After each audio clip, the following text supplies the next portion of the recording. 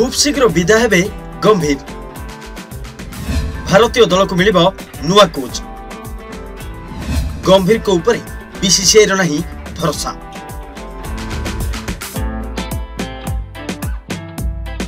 Australia गस्तरी विपर्जयर सम्मुखीन होइतला टीम इंडिया। दलर अधिकांश बैट्समैन सीरीज रे फेल होइथिले।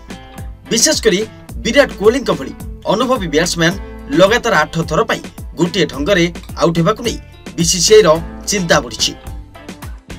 एथिलागि दलरे सुधार आनिबाकु बोर्ड कोचिंग स्टाफ को मजबूत करबाकु चाहुछि, नुआ विकल्प खोजुछि।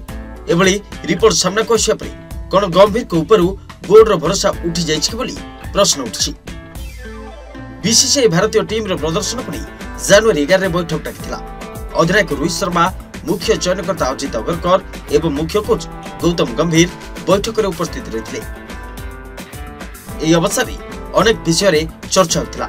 पर दलर बैट्समैन को बैटिंग रे सुधार आनिबाकु हेले गंभीर को सहायता स्टाफ को मजबूत करिवार आवश्यकता थिबा निष्कर्ष बाहिरिथिला।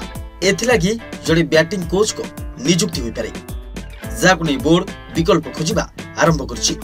रिपोर्ट मुताबक बैटिंग कोच लागि घरै क्रिकेट रे दक्षता थिबा क्रिकेटर को देखा जाउछि। एहाकु नै अंतिम निष्पत्ति आसी नै। तबे गंभीर को चिंता करिवार आवश्यकता नाही, कारण तांको स्थान सुरक्षित रहिछि।